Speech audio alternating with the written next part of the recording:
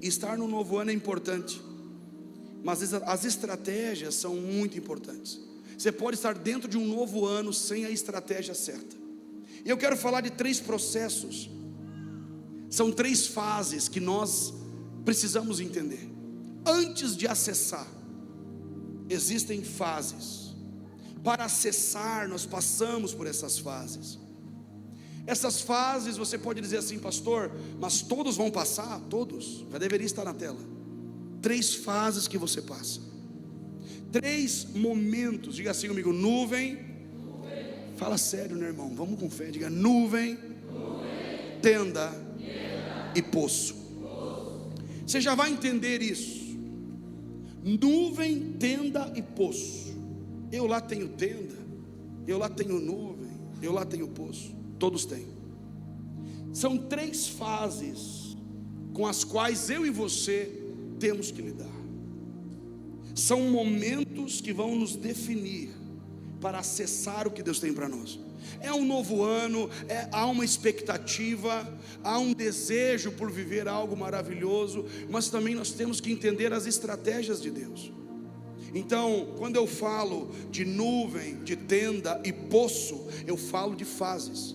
Deus trabalha na Bíblia muito com o 3, uma tríade: começo, meio e fim. Deus trabalha com ciclos completos. Por exemplo, terminamos 2025 para poder começar 2026. Nenhum ciclo novo começa se primeiro você não fechar um velho ciclo. Você está aqui? Já fechou os ciclos de 2025? Olha para mim, faça uma oração na sua casa, lembrando dos ciclos que estão abertos, ciclos de problemas que estão te visitando. Faça uma oração fechando: eu fecho esses ciclos, eu saio dessa fase. Faça uma oração fechando ciclos financeiros. Pastor, eu ando endividado. Feche esse ciclo. Pastor, eu tenho um problema emocional que me persegue. Feche os ciclos. Deus trabalha com ciclos. E nós entramos no ano do governo de Deus. Quem estava aqui na virada recebeu a palavra. Nós profetizamos sobre esse ano. 2026, o ano 5786, está fundamentado nesse último número, o número 6, que aponta para a letra Vav. Se você for estudar a letra Vav, ela representa um cajado, é um gancho. Então é um ano de uma conexão, é uma rampa que conecta o lugar mais alto ao lugar mais baixo. Diga assim comigo: o mais alto ao mais baixo. Se você errar e começar baixo, você não vai entender. Não comece num nível raso, começa alto, irmão. Começa sonhando alto, começa levantando os teus olhos para o alto, amém? 2026 não é um ano comum. Se você somar esse número, 5.786, porque esse número está no calendário bíblico de Deus. Pastor, mas não é 2026, esse calendário não é hebraico. Não, é o calendário de Deus. Êxodo 12 começa o calendário de Deus. Essas são as festas de Deus. Deus tem um tempo, Deus tem um calendário. Escute isso: no nosso calendário gregoriano, 2026. No calendário de Deus, 5.786. Se você somar esses números, eles vão dar 26. O número 26, se você for estudar, ele vai apontar para o nome de Deus. Diga assim: o eu sou. Então também é um ano que você precisa entender uma coisa: a sua intimidade com Deus, o seu relacionamento com Deus é parte fundamental para esse ano. Pessoas que terão relacionamento com Deus mais profundo. Quando eu falo de relacionamento, eu falo de se aproximar, de conhecer Deus, de descobrir Deus. Então esse é um ano incrível. O número 6 aponta para o dia que o homem foi criado. Um homem criado, formado por Deus. Fala de um tempo de plenitude sobre você. Você está aí, irmão? Quando eu falo do governo de Deus, eu falo de ser na terra como é no céu. Assim como Jesus ensinou a oração do Pai Nosso, Mateus 6, verso 9: que seja feita a tua vontade, assim na terra. Diga: na terra como é no céu. Como que existe uma realidade no céu, tem que ser a mesma realidade na terra. Então nós estamos buscando o modelo de Deus, os desenhos de Deus. Não é uma vida que começa aqui embaixo, é uma vida que começa de cima para baixo, em Deus. Então não é um ano para pessoas fracas. É um ano de trabalho, porque o número 6 também aponta para o trabalho. Pastor, mas trabalhando eu já estou. Não, é ver o que Deus está fazendo. Deus está trabalhando, e eu quero participar do trabalho de Deus. Você está comigo? Então esse é um ano que nós precisamos entender essas dinâmicas. Vamos ver de novo, diga comigo assim: processos que envolvem nuvem, tenda e poço. Quando eu falo da nuvem, eu estou falando do que pregamos na virada. 6 nuvens, a de cima me protegendo do sol contra o esgotamento mental. Há pessoas que ficarão loucas, esgotamento mental, pessoas que vão ter uma mente confusa. Uma nuvem que nos protege está sobre nós, para que não haja esse esgotamento. A nuvem que vai de baixo é para você caminhar, independente do território, você vai se movimentar, amém? Nuvem dos lados, proteção, escudo. A nuvem da retaguarda, de trás, me protegendo contra as setas do passado. A nuvem que vai da frente, ela vai abrindo caminho para o futuro. Você está aqui, irmão? Quando falamos dessa nuvem, eu quero que você abra comigo sua Bíblia em Êxodo capítulo 13. Abra sua Bíblia, liga a sua Bíblia. Eu gosto de Bíblia impressa. Você tem que vir com a Bíblia na mão. É a coisa mais linda que tem, uma família saindo de casa com a Bíblia, sabe? Ter a Bíblia aqui, abrir a Bíblia, escrever, anotar. Capítulo de número 21, Êxodo 13, 21. Você encontrou Êxodo 13, 21? Pastor, eu não tenho Bíblia e não tenho dinheiro para comprar. Nos procura. Nos procura que a gente dá uma Bíblia. Ah, pastor, eu não vejo necessidade. Muito importante. Ah, mas eu tenho no celular. Não é a mesma coisa. Bíblia. Importante ter a Bíblia na mão. Êxodo capítulo 13, verso 21. Dá uma glória a Deus se você achou. E o Senhor ia à frente deles. Quando eles saíram do Egito, presta atenção.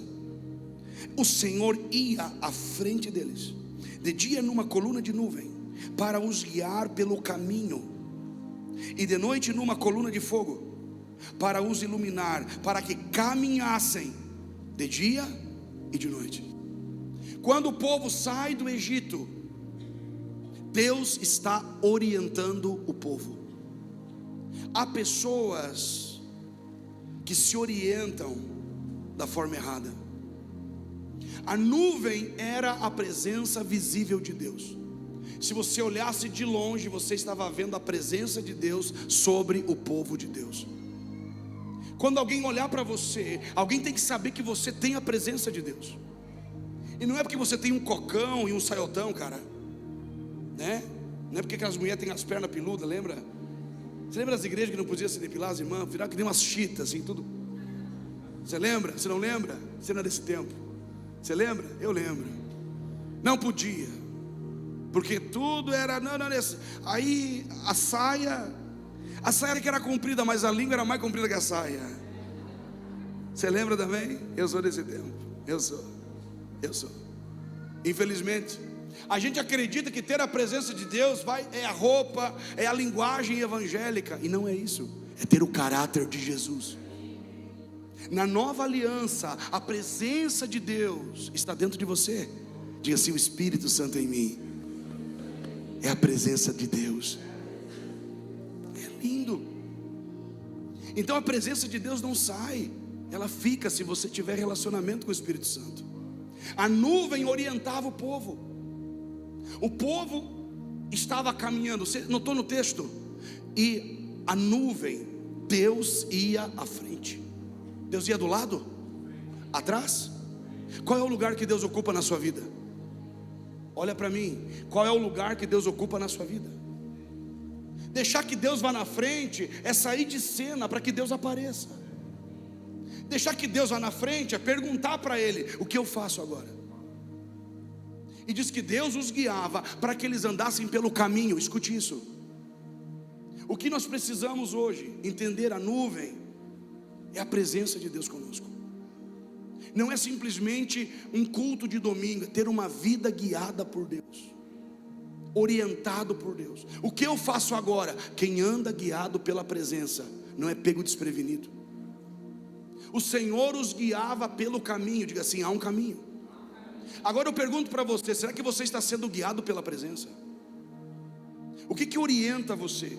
Deus estava presente durante aquela jornada, e eles estavam andando por um caminho fácil. Qual era o caminho? Difícil. Você já viu uma estrada no deserto? Não existe. As pegadas do deserto, elas são cobertas pela areia. Mas mesmo numa geografia difícil, Deus estava dizendo: eu vou guiá-los por um caminho seguro.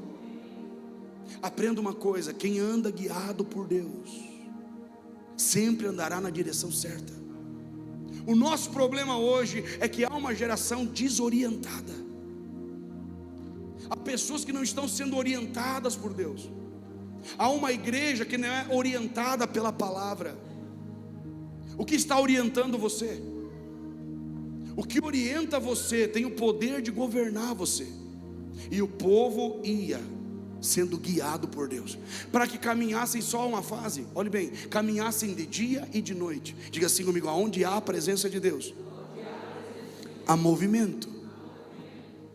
O que me faz pensar que quando as coisas não andam na minha vida, o que falta mesmo? Presença.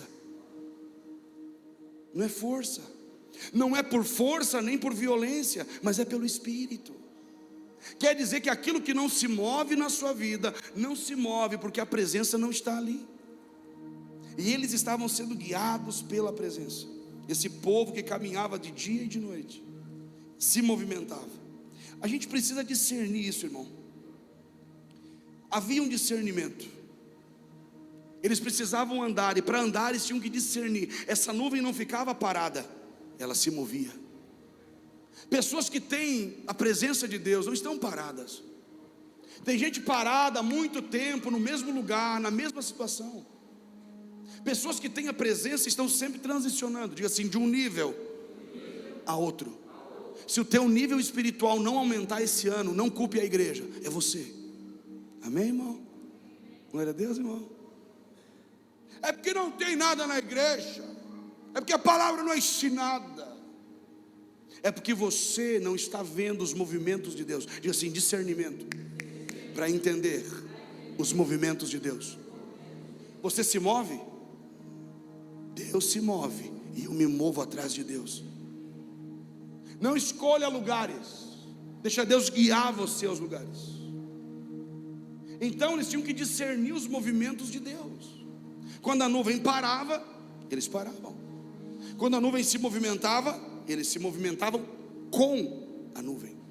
A gente se movimentando muito e não chegando a lugar nenhum. Movimentação sem direção é perca de tempo.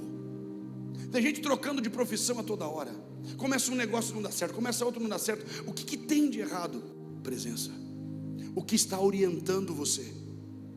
Então nesse tempo eles estavam atentos aos movimentos da nuvem. Se a nuvem se movia, eles também se moviam. Isso fala de ter paciência. Há pessoas querendo acelerar Deus. Eu quero andar com Deus. Para andar com Deus tem que andar no ritmo de Deus. Então se a nuvem parava, eles ficavam 1 mês, 2 anos, 3 anos, eles ficavam. Diga assim comigo: disposição. Quando a nuvem se move, tem que se mover. Tem gente que não tem mais disposição, irmão. Ai, já tem culto na sexta, eu não vou, só vou no domingo. É muito culto. Não. Vamos orar? Não, eu vou olhar um filme. Nós não temos disposição para Deus, porque a orientação errada está tomando nossa disposição. Você não tem disposição para querer mais de Deus, e a nossa disposição determina muito. Disposição. Imagina Davi, lembra de Davi, irmão? Olha para mim, lembra de Davi? Ele lutou uma única batalha. Davi foi um cara que lutou só uma guerra. Quantas batalhas ele lutou? Muitas. Havia o que em Davi? Disposição. Você levanta para trabalhar, sabe como? Nossa, meu Deus, bem podia ter férias de novo. Ah, mas tem o feriado. Ah, céus, ó vida. Trabalhar de novo. Cadê a disposição? A disposição, ela vem do coração. Diga assim: um coração cheio de Deus é cheio de disposição. Jesus vai morrer, ele sabe disso, e ele está como? Fazendo uma festa. Levantou e cantou um hino. Disposição. O que esse povo tem? Disposição. A nuvem se move, os homens pegam sua família e dizem: a nuvem se moveu. A mão de Deus, o próprio Deus presente, está se movendo. Eu não posso ficar parado. É momento de agir. E tem gente assim, esperando alguma coisa acontecer na terra. É o que acontece no céu que move você, não aquilo que acontece na terra. Disposição. Disposição para avançar. Deus está dizendo assim: eu quero mais de você. Eu não posso. Disposição. Pastor, é que o meu trabalho me suga. Irmão, cuidado. Quando Deus te chamar, tenha disposição. Esteja à disposição de Deus. Deus quer usar você, amém? O que está impedindo? Sua disposição. Você está disposto a esperar? Está disposto a orar?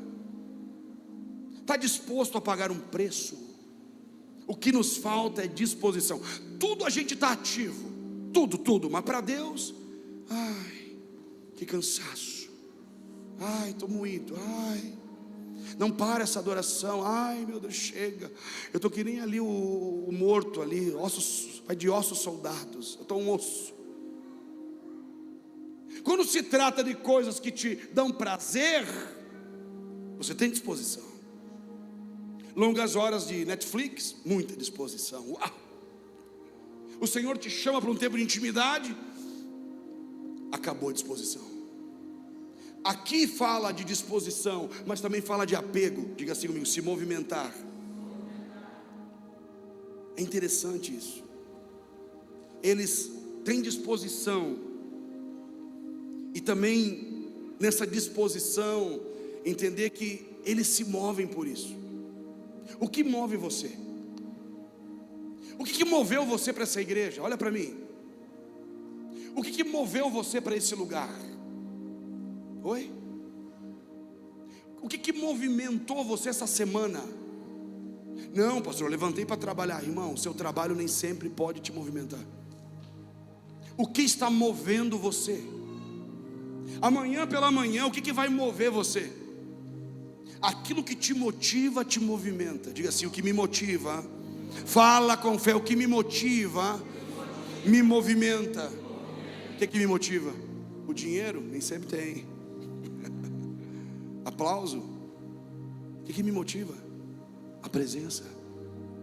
A presença é um elemento motivador. Eu não preciso que ninguém me movimente, a presença me movimenta. O que moveu você para essa igreja?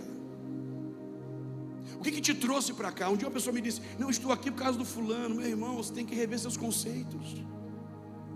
Não, se o pastor não estiver mais, eu não estou mais. Irmão, cresça. O que move você? Há pessoas que não amadureceram, então você tem que prometer algo para ela, para que ela se movimente. Há pessoas buscando um cargo, então um dia eu chegarei lá em cima e terei o santo grau na mão, e irei cantar o hino da vitória. Vai perseguir o resto da vida e nunca vai chegar em lugar nenhum. O segredo é perseguir a presença. É pecado querer lugares grandes. Agora, esses lugares, cada momento que a nuvem se movia, a nuvem os guiava ao lugar certo. Você não escolhe uma igreja, é a presença naquele lugar que te atrai. Não, vou para lá porque para lá parece que tem uma coisa assim, o pessoal até que é mais animado e tem um telãozinho de LED. Não. O que te move? O que motiva você? Esse povo era motivado pela presença. Eu estou falando com pessoas que precisam estar motivadas. O mundo precisa de gente motivada, irmão. Olhar para a sua face e ver você um cristão dizendo: cara, é motivado. motivado. Tem gente que não tem essa motivação, está na face, é desanimado. Não há como estar sobre o governo de Deus e permanecer desanimado, porque Deus é o Deus da força e do ânimo. Simples. Diga assim comigo: aquilo que me motiva, me movimenta. Então a presença levava eles ao lugar certo. Diga assim comigo: a presença sempre nos leva ao lugar certo. Sempre. Pastor, eu quero encontrar o emprego. Não busque o emprego, busque a presença. A presença vai guiar você ao lugar certo. Simples. Pastor, eu quero clientes. Se encha da presença, vai vir gente de excelência com você, fazer aliança com você. É simples. Eles não tinham uma bússola natural, mas eles tinham o próprio Deus guiando eles, orientando aqui, dobre aqui. Imagina isso, que poderoso. Agora, dentro desse contexto, eles olhando para a presença, Deus guiava eles sempre uma geografia do favor. O que é a geografia do favor? É onde eu entrei e a presença está. Ali é constante o milagre. Ali está acontecendo um milagre poderoso. Agora, tem pessoas que se movem sem o favor de Deus. Diga assim comigo: a geografia do favor. Como é que eu entro na geografia do favor? Pastor, me explique mais sobre a geografia do favor. Umas 15 horas não é possível explicar tudo. A geografia do favor é onde Deus colocou a presença dele. Se você estiver debaixo da presença, você tem o quê? O favor. Se você se movimentar e sair da presença, você perde o quê? Diz assim: perder o favor. Então Deus coloca a presença dele sobre um lugar, e aonde há a presença de Deus, há o favor de Deus. Porque tem gente trabalhando sem o favor de Deus. Porque tem gente que tem uma casa, mas não tem o favor de Deus sobre sua casa. Porque a obediência leva você a acessar a geografia do favor. Eles não ficavam parados: eu não quero ir para lá. Não, a nuvem se movia, vamos nos mover. Qual que é o problema de muitos? Deus se move e a pessoa diz: não gostei, eu não vou para lá, eu não vou mudar de direção. Deus está mandando eu mudar de atitude, mas eu não quero mudar. Deus está mandando eu perdoar, mas eu não quero perdoar. Nós rejeitamos a orientação de Deus. É perigoso. Não, mas eu ouvi de Deus que é para mim ficar aqui murmurando. Não, irmão, Deus não fala isso. Não é para mim agora ficar parado. Deus não fala isso. Deus é um Deus de movimentos. Ele está se movimentando sobre a terra, amém?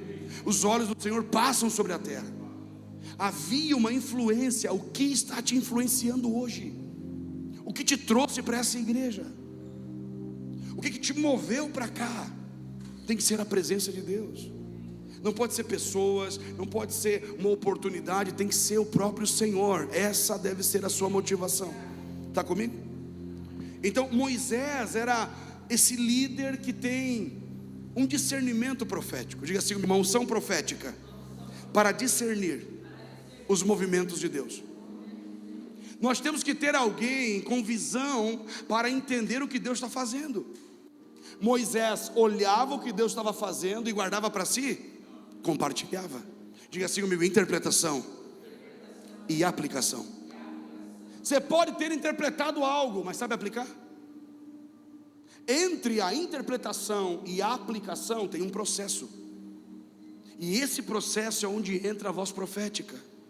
Há pessoas que interpretaram mal o que Deus está falando, interpretaram de forma errada. Por isso que a unção profética é uma correta interpretação e também uma ajuda na hora da aplicação. Se você interpretou certo, mas aplicou errado, tempo perdido. Por isso que Moisés aponta para uma geração profética que vai interpretar, mas também vai saber aplicar o que Deus está falando. Você está aqui comigo? Olha para mim. Aprenda a interpretar e aplicar as coisas. Aquilo que Deus está compartilhando com você, não guarda. Não guarda, compartilha. Moisés olhava o movimento da nuvem, porque a nuvem era uma lousa. Deus escrevia, Deus falava, era uma nuvem luminosa por onde Deus falava. E Moisés era um líder que deveria orientar o povo. Olha para mim, você que é marido, cara, a tua casa precisa de um homem orientado por Deus. Sabe, um homem que não está orientado pelo medo, pela necessidade. Homens orientados por Deus vão orientar bem a sua casa, vão orientar bem a sua esposa. Uma mulher orientada por Deus vai somar com o seu esposo. Ela vai preparar um ambiente, não para começar uma discussão, mas para começar a conferir algumas coisas espirituais. Quando Deus falou com você, meu amor, o que Ele falou essa semana contigo? O que Deus comunicou? Aí esse coração do homem e da mulher começam a se alinhar à presença. Uma mulher na presença de Deus vai querer somar no chamado do seu marido. Deus chamou meu esposo. Ai, pastor, mas Deus não me chamou. Meu irmão, olha para mim. Se Deus chamou, ou irmã, se Deus chamou esse homem, chamou você com ele. Então o chamado não é para ele, isso é para você também. E o teu chamado também é para ela. Quando Deus me chamou, chamou minha esposa. Quando Deus chamou ela, me chamou também. E eu preciso somar no sonho dela. Existe um sonho. E às vezes o cara, ei, homem, olha para cá. Às vezes o homem se perde. Não seja guiado pelos boletos. Não seja guiado pela necessidade. Não seja guiado, sabe, por emoção. Seja guiado pela presença de Deus. Um homem que guiará a sua casa, ele vai estar conferindo o que Deus está falando. É hora de comprar, vamos comprar. É hora de ajustar as finanças, vamos ajustar as finanças. Um homem orientado por Deus vai orientar a sua casa. Suas palavras serão as palavras de Deus. E tem dias que só a palavra de Deus para consertar a nossa casa. Sim ou não? Não sei na sua, na minha tem dias que eu tenho que levantar a voz e dizer: ei, isso aqui não. Você não. Qual o seu problema? Você vai deixando. Vai entrando a confusão na sua casa. Você vai deixando. Seja orientado por Deus. Imagina esse homem dizendo assim: estou vendo Deus fazer. E a esposa dele: uau, amor, se Deus está falando, vamos. Isso é bonito, não é? Mas na prática como é que é? Não estou vendo nada aí. Não estou vendo nada. Tua mãe está falando contigo então. Vamos, amor. Não vou. Agora eu não vou. Você vai sozinho agora. A gente está vivendo um problema. E aí de repente a mulher tem que ver tudo. Ela tem que ver a nuvem. Ela tem que orar, jejuar, buscar. E o irmão Zeca Pagodinho, nada. Viu o culto, amor, que poderoso. Você falou alguma coisa para o pastor? Que tem gente que não gosta dessa parte do culto. Não, mas pastor, peraí, eu estou me organizando, irmão. Se organiza agora. E para de olhar para a terra, comece a olhar para o céu. A sua casa depende da sua orientação, homem. Seus filhos têm que ser orientados por você. Daí a esposa diz: cara, não consigo andar com uma pessoa que não sabe para onde está indo. Abandona o cara. Por quê? Porque ele está desorientado. Gente desorientada é perigoso. Diga assim: líderes desorientados. Moisés é um líder que está orientado por Deus, vendo os movimentos da nuvem. Você está comigo? Então a gente precisa dessa unção profética, entender isso, compreender. Êxodo 40, verso 34. Vamos ler isso. Êxodo 40. Está comigo aí, irmão? Pastor, eu quero ser orientado por Deus. Então comece a buscar Deus. Êxodo 40, verso 34. Vamos ler. Êxodo capítulo 40, versículo 34. Lembra que você ama a palavra de Deus, amém? Você adora a palavra, não é? Ama, eu amo de paixão a Bíblia. Êxodo 40, verso 34. Olha o que diz. Olha que maravilhoso. Então a nuvem cobria a tenda da revelação, e a glória do Senhor encheu o tabernáculo, de maneira que Moisés não podia entrar na tenda da revelação, pois a nuvem repousava sobre ela, e a glória do Senhor enchia o tabernáculo. Quando a nuvem se levantava de cima do tabernáculo, os israelitas partiam, avançando suas jornadas. Se a nuvem, porém, não se levantava, eles não partiam até o dia que ela se levantasse, porque a nuvem do Senhor estava sobre o tabernáculo de dia, o fogo aparecia sobre ele de noite, diante dos olhos de toda a casa de Israel, em todas as suas jornadas. A presença está com alguém que tem uma jornada. Eu tenho uma jornada, Deus me chamou para uma jornada grande, edificar uma grande igreja saudável nesse estado, que vai liberar uma palavra poderosa para muitas nações. para onde você está indo? Qual que é a jornada? Eu não tenho jornada nenhuma, pastor, estou sobrevivendo a cada dia. Não, você tem uma jornada. Todos temos uma jornada para percorrer. E algo interessante aqui: a nuvem estava sobre o tabernáculo, sobre o lugar de adoração. Onde está a presença? Na casa. A presença está aqui. Agora há uma nuvem sobre você. E quando você sair daqui, a nuvem vai com você. O culto deveria se chamar o encontro das nuvens, porque daí eu já venho de uma glória me unindo com alguém que tem glória, a gente soma. Pelo amor de Deus. A nuvem estava sobre o tabernáculo, o lugar de adoração. Aonde Deus está? Onde há adoração. Adoração não é cântico, adoração é latreia, avó, trabalho. Eu saio daqui, amanhã estou em adoração no meu trabalho. A presença está onde há o entendimento correto sobre servir. Dentro do tabernáculo tinha serviço. Não, eu só estou aqui para ver.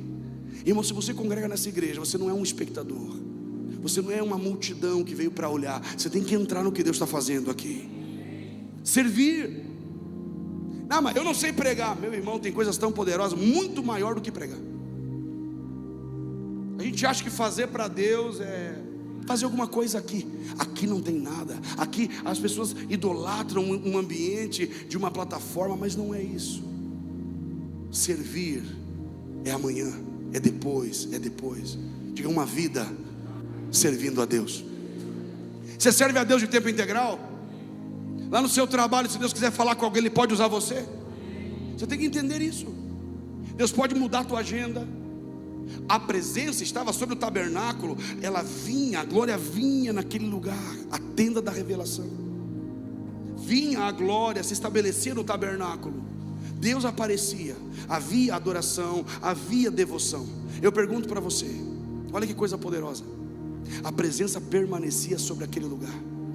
A presença está nesses lugares. Se na tua casa você tiver, na sua casa, adoração, devoção, se na sua casa você tiver o entendimento de servir a Deus, Deus vai permanecer com você.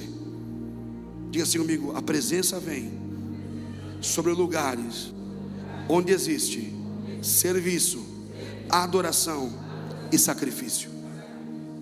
Havia sacrifício nesse lugar. Você acha que é fácil fazer algo para Deus? Deus te desafia, existem sacrifícios. Tome a tua cruz, siga. Existem sacrifícios. É interessante porque o tabernáculo era feito de várias partes. Logo agora na sexta-feira, daqui mais algumas sextas, nós vamos estudar todo o tabernáculo, todas as partes do tabernáculo. Cada um levava uma parte.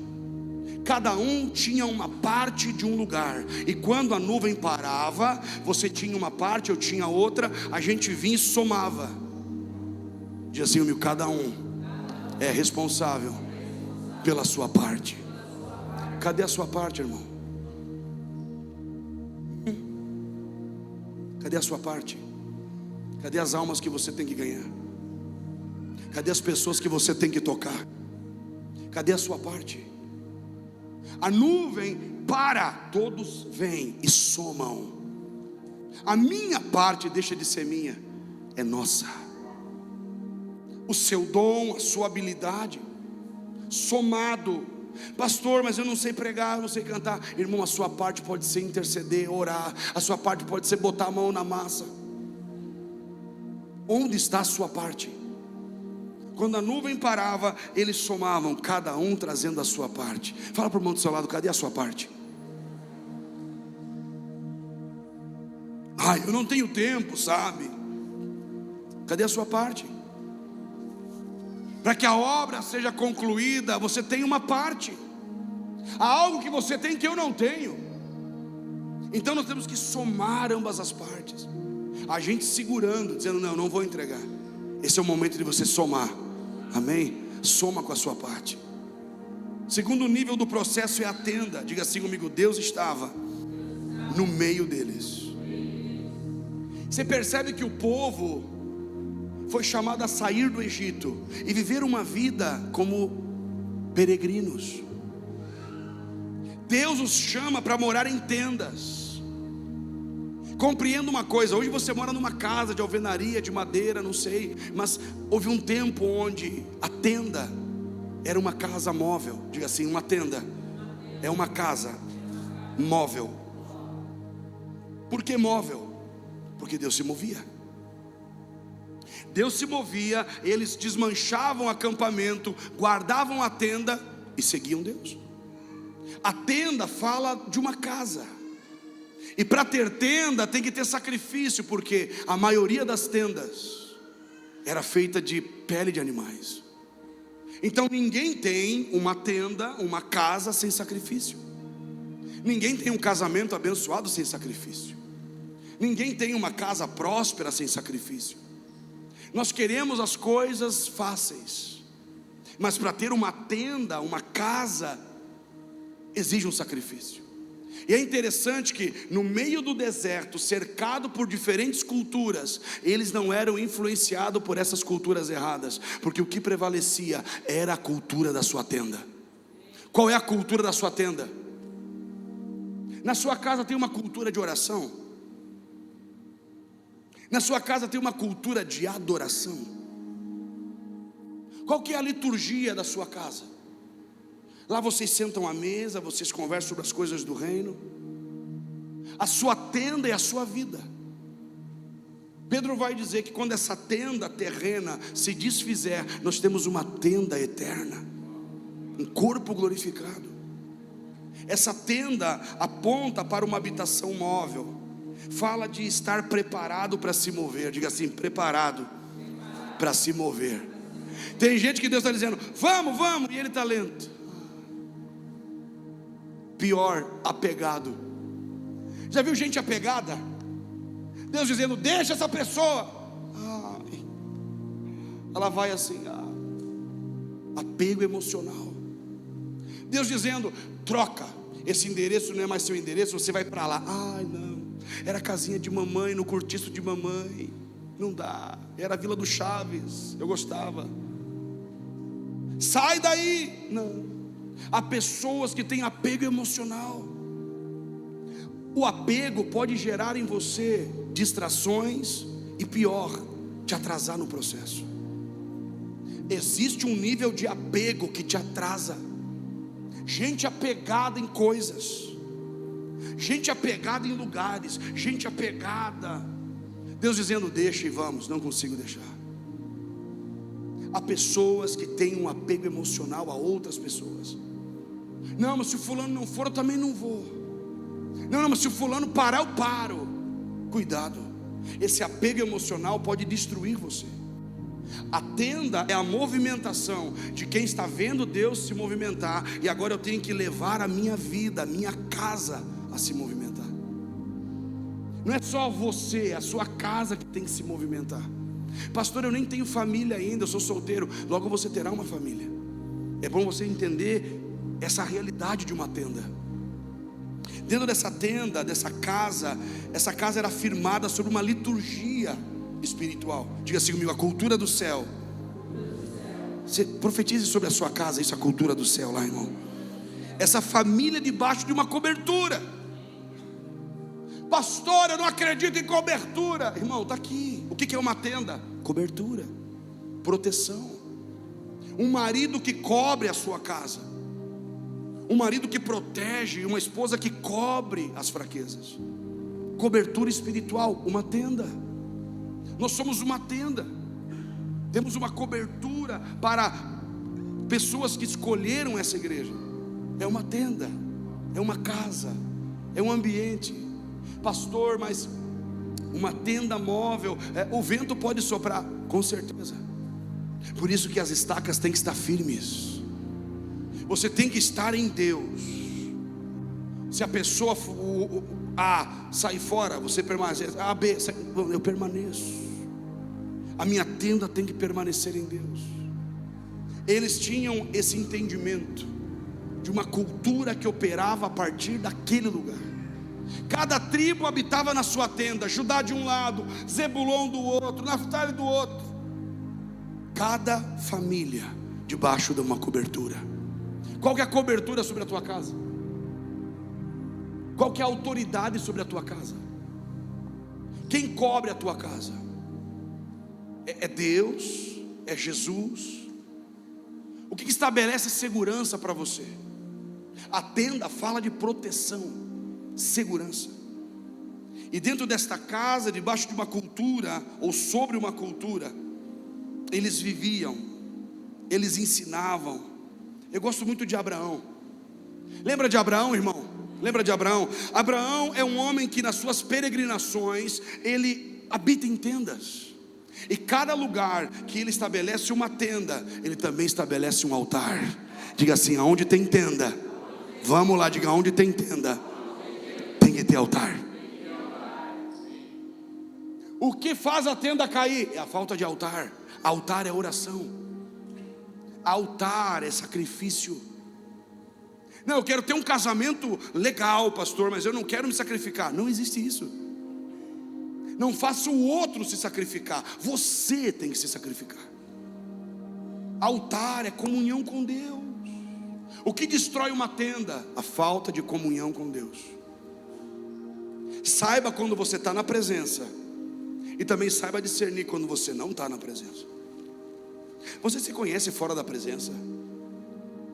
Quanto pensamento ruim vem fora da presença? Inúmeros. Quantos sentimentos ruins vêm fora da presença?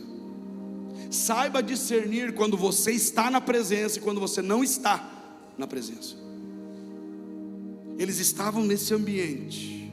Abraão tinha uma tenda, mas também tinha um altar. Você tem que ter esse nível de intimidade na sua casa. A sua casa precisa ter uma dinâmica onde Deus é o centro. Esse tipo de programa a gente não quer. Por quê? Porque isso aqui nos desvirtua, não faz parte dos nossos princípios. Essas conversas a gente não quer. Por quê? Porque isso aqui fere os princípios do reino. A cultura da sua casa tem que ser mais forte do que a cultura que está lá fora. Quando seu filho ou sua filha se deparar com uma cultura imunda, ele vai entrar dentro de casa e vai dizer: não, é a cultura da nossa casa que prevalece. É a cultura da sua casa. Abraão, ele entendeu as peregrinações. A cada lugar, armava a sua tenda, estabelecia um altar. Diga assim: o altar faz com que a tenda permaneça. A tenda, a sua casa vai permanecer, querido, firmado. E sabe o que é poderoso, irmão? Você vai ver que Êxodo 33, verso 7, não temos tempo para ler. Êxodo capítulo 33, verso 7. Moisés está armando a sua tenda. Diga assim: a tenda do encontro. O texto vai dizer que Moisés se apartava, saía de alguns lugares agitados para armar uma tenda. Quer dizer que o lugar aonde Moisés estava tem uma identidade. Diga assim: a minha casa tem uma identidade. Se você olhar para mim, para a minha casa, você vai ver que a minha casa tem uma identidade. Se olhar para você, o lugar que você está tem que carregar a sua identidade. Se você é bagunceiro, sua casa é bagunçada. Se você é aquele tipo de gente que não, deixa aí, a montanha na pia, é o monte, uma hora vem um anjo e lava. A gente às vezes acredita que o lugar, querido, você faz o lugar. Olha para mim, você faz o lugar. O seu lugar de trabalho está confuso porque você está confuso. Você faz o lugar. Então Moisés entra na tenda e se afasta, e assim, se afastar de algumas coisas. Talvez você vai ter que afastar a tua casa de algumas coisas. Olha para mim, deixa Deus falar com você. Talvez a tua casa não está firmada e as promessas não chegaram, porque existem algumas coisas das quais você tem que se afastar. Afaste-se de algumas coisas. Afaste-se de quem fala mal dos outros. Afaste-se daqueles que murmuram constantemente. Afaste-se. Moisés se afastava e estabelecia a tenda do encontro. Intimidade. Você tem um lugar secreto na sua casa? Moisés tinha um lugar secreto. Aonde Deus fala com você na sua casa? Tem um lugar que você para orar? Pastor, eu não tenho assim um lugar específico. Irmão, pode ser na mesa, pode ser na sala, pode ser no quarto, mas que na sua casa você tenha um lugar destinado a encontrar Deus. Diga assim, um lugar secreto. Você tem um lugar secreto para encontrar Deus? Tenha um lugar secreto. Tenha um cantinho para você, um lugar onde você fica na solitude, quietinho com Jesus. Tenha um lugar. Pode ser na sala de casa, logo pela manhã cedo, antes de trabalhar, xícara de café na mão, orando, lendo, partiu para trabalhar. Mas antes, num lugar secreto. Moisés é um grande líder porque tem um lugar secreto. Se afaste de algumas coisas. Pastor, eu não estou conseguindo edificar nada, porque você tem que se afastar, às vezes de pessoas, de situações. Você está aí? Números 16, 26. Já estamos terminando, fica tranquilo. Números 16, 26. Bota na tela aí. Olha lá. E falou à comunidade: afastai-vos das tendas desses ímpios. Afastar do quê? Afastar do quê?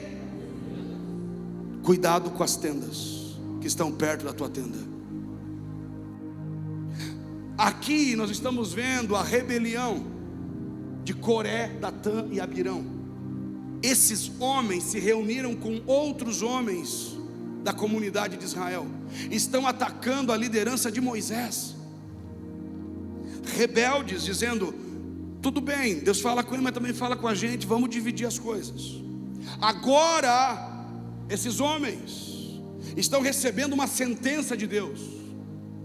Deus está dizendo: Moisés, sai de perto da tenda desses ímpios. E Deus disse: saia de perto, desmonta a tua tenda e sai. E quando Deus disse isso, a terra se abriu e engoliu os rebeldes.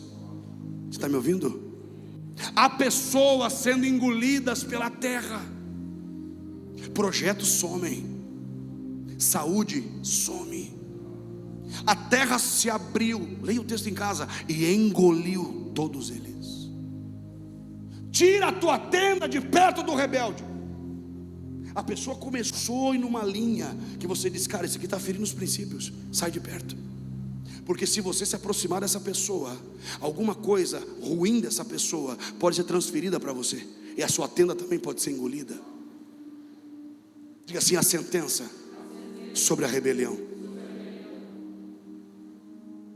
Rebeldes estão dizendo: pastor, mas sabe, é que daí discorda. Aí, irmão, cuidado com gente que pega o que nós pregamos aqui e distorce. Cuidado, isso não nos representa. Quando você vê alguém que está sendo engolido pela terra, aprenda, a rebelião está presente. A vida não avança, a terra engole. A pessoa ganha, perde. A pessoa compra, destrói. Rebelião. Coré, Datã e Abirão, esses homens e suas famílias foram engolidos pela terra. Diga assim: afastar a minha tenda da rebelião. Você está aí, meu irmão? O que havia na tenda de Moisés? Obediência. O que haja na tua casa, na tua vida, seja obediência. E a presença está onde há obediência. Você está comigo? Às vezes a rebelião é sutil. Alguém que quer enfeitiçar você, chama você para um lugar. Agora cuidado, a terra se abre e engole os rebeldes. Eu vejo isso acontecer constantemente. Pessoas que entram num lugar que você não pode mais tirá-las, porque a rebelião abriu uma fenda e a pessoa foi engolida. Tudo foi destruído. Você está aqui, irmão? É interessante pensar nisso. E dessa tenda de Moisés, Josué não se afastava. Diga assim comigo: alguém que pode aprender observando a minha família. Alguém pode aprender alguma coisa olhando para a tua família? Que alguém aprenda com você algo. Eu amo quando alguém diz: aprendi com aquele irmão. Eu aprendo muito com os irmãos aqui. Aprendo, sempre escuto, recebo. Sabe, nós precisamos entender isso. Josué não se apartava, ele ficava aprendendo com a intimidade. Ele via Moisés orando, ele via Moisés falando face a face com Deus. Há uma geração que está buscando uma referência, e que eles encontrem você como uma referência para esse tempo. O último processo é o poço. Diga assim: o poço. Nosso time pode subir. Olha o que vai falar. Eu queria que você abrisse Jeremias 2,13. Há muitos poços na Bíblia. Quando eu falo de um poço, Jeremias 2,13, escute isso: poço é se preparar para receber o que Deus está enviando. Deus está enviando algo, se você não se preparar, você perde. Deus está derramando algo, mas se você não preparar aquele algo que Deus libera, você pode perder. Diga assim comigo: aprender a reter o que Deus está enviando. Você conhece pessoas que receberam algo de Deus e depois perderam? Eu conheço vários. Por que tem gente que recebe e perde? Recebe e perde porque não sabe reter.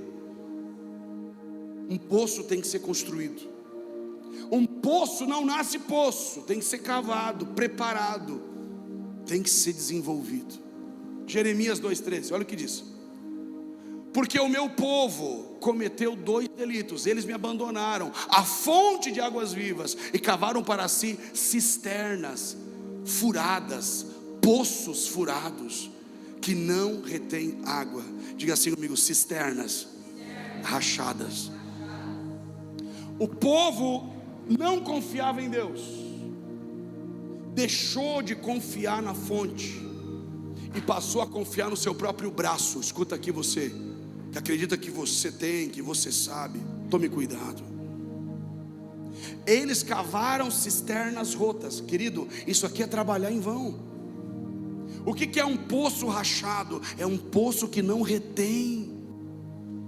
Deus abençoa, Deus curou hoje, amanhã Ele perde a cura.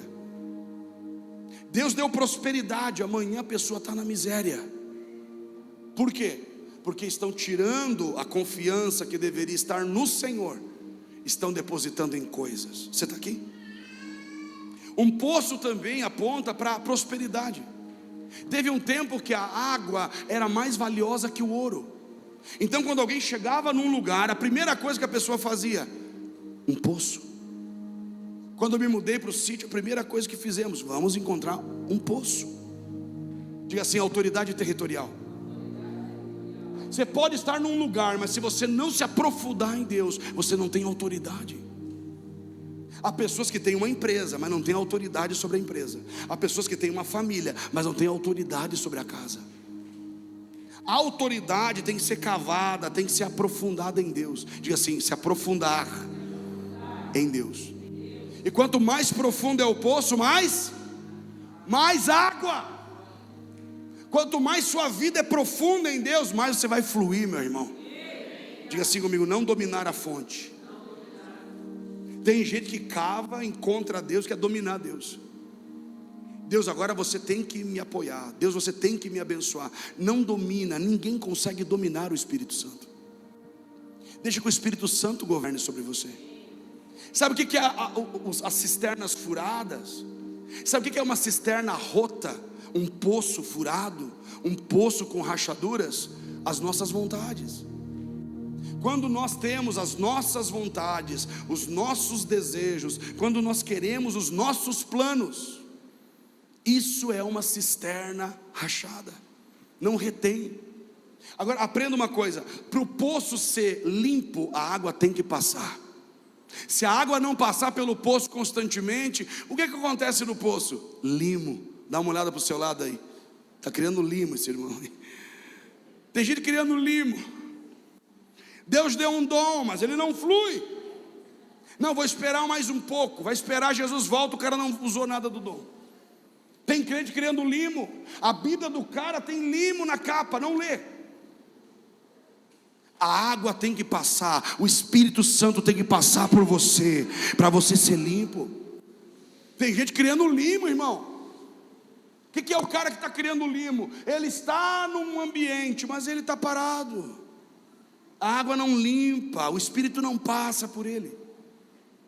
Outro detalhe também é que uma cisterna rota, um poço rachado, trincado, se transforma numa sepultura. Tem gente que um dia fluiu, foi um poço de água doce, hoje está amargo. Bebe dele, meu Deus, que mulher azeda. A irmã Mara. O povo chegou em Mara e as águas eram amargas. E de repente Deus disse ao profeta Moisés: lança um pedaço de madeira. E a água ficou doce. O que adoça você? A cruz. A cruz te trata. A cruz te limpa. Você diz assim: eu podia ser cheio de raiva, mas eu quero o amor de Jesus. Você está precisando, irmão, mudar suas águas. O que está saindo de você aí, irmão? O que está fluindo desse interior? Rios de águas amargas. Cada um dá a água que tem. E Jesus está dizendo: eu sou a fonte de água viva. Quem beber de mim nunca mais terá sede. A minha oração é que você seja um poço de água boa, que alguém deseje beber dessas águas, que essa igreja seja um poço de água boa. Quando Raquel chegou no poço, Jacó estava lá. Raquel estava levando o rebanho, Raquel, pastora de ovelhas, e Jacó estava lá. E aí os pastores: olha para mim, acorda. Ei, os pastores estavam lá dizendo assim: não, ninguém pode beber água. E Jacó disse o quê? Tirou a pedra do poço e disse para Raquel: traz o teu rebanho. Isso é o Espírito de Deus dizendo: ninguém controla a fonte. Esse poço ninguém controla. Quem tiver sede, venha e beba de graça da água da vida. Vamos tirar essa pedra do poço. Tem gente que não tem água porque tem rachaduras. Você é um poço que precisa passar por um conserto. Às vezes tem fendas em nós. Se ofendeu, criou uma rachadura. Às vezes tem brechas, Deus derrama e a pessoa perde, fala coisas que não deveria, tem atitudes erradas. Poços que precisam passar por restauração. E aí é tão poderosa a palavra do Senhor. Você está aqui?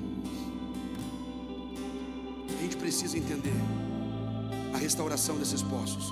Diga assim: eu serei um poço de água boa. Tem gente que já é sepulcro, né, irmão?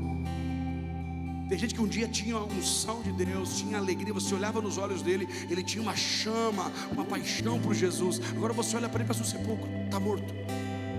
O que chegar perto dele morre. Não seja um sepulcro. Poços rachados, cisternas rotas se tornam sepulcros, lugares de morte. Abraão é um bom exemplo disso. Ele é um grande rompedor de poços. Eu queria profetizar isso, que você seja aquele que encontra as reservas de Deus. Um poço é uma reserva de Deus. Tem gente em cima da promessa e não está vendo. Você tem que cavar e a promessa vai se revelar para você. Você não vai ficar dormindo em cima da promessa, você vai viver essa promessa. Abraão é um cavador de poço.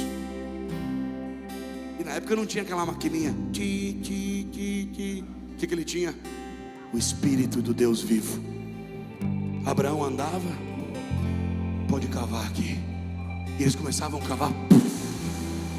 Deus vai guiar você. Onde Deus colocar você vai fluir. Você vai ser um descobridor de poços. Eu estou profetizando isso sobre algumas pessoas aqui.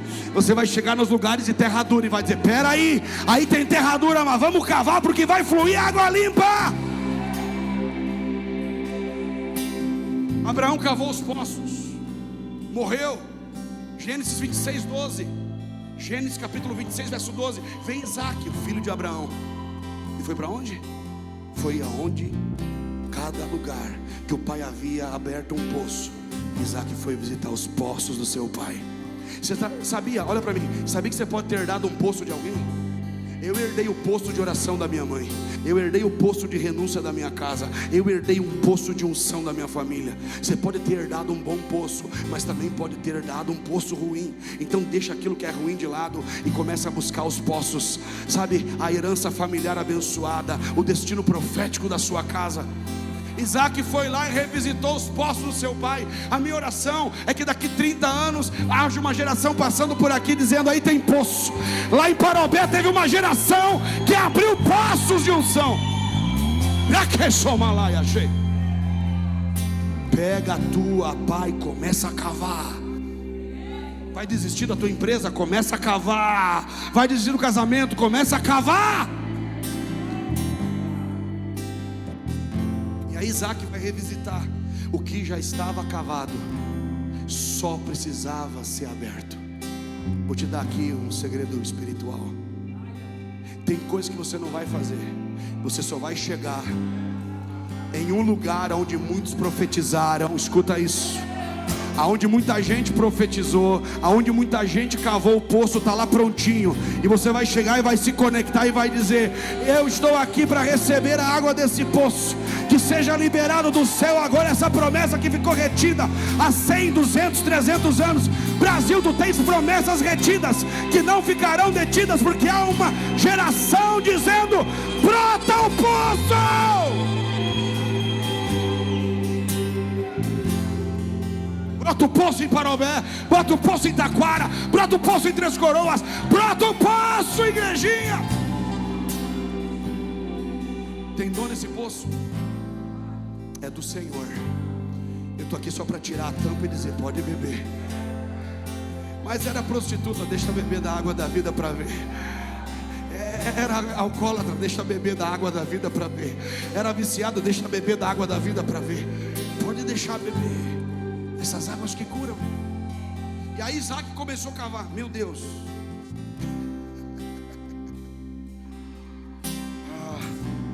Isaac começou a cavar. Gênesis 26, 12. Vamos finalizar aqui, vamos aterrissar. Olha aqui. Cavando os poços, os inimigos acordaram. Os filisteus vieram contra Isaac, porque haviam entulhado os poços do seu pai. O inimigo vai querer entulhar você, colocar o que? Peso. Tem dias que você está animado, mas de repente vem um peso no seu coração, desânimo. Não deixe que nada entule você. Isaac são aqueles que vão desentulhando os poços, dizendo: brota, aí tem água boa, tem unção limpa, aí tem dons. Isaac começou e os inimigos vieram. Diga assim: um bom poço. Diga: um bom poço. O melhor poço sempre trará desafios e resistência. Se tem alguém te resistindo enquanto você está fazendo o que está fazendo, fica fazendo, porque a resistência está mostrando que tem água boa que vai começar a fluir. Vou dizer de novo: se alguém está te resistindo, permanece fazendo o que você está fazendo, porque daqui a pouco vai brotar água para tudo quanto é lado.